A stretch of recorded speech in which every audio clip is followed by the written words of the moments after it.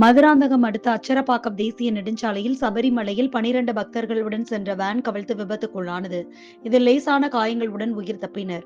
காஞ்சிபுரம் மாவட்டம் மண்ணிவாக்கம் கிராமத்தில் இருந்து சபரிமலைக்கு 12 பக்தர்களுடன் வேனில் சென்ற பொழுது அச்சரப்பாக்கம் தேசிய நெடுஞ்சாலையில் ஓட்டுநரின் கட்டுப்பாட்டை இழந்து வேன் சாலையில் கவிழ்ந்து விபத்துக்குள்ளானது.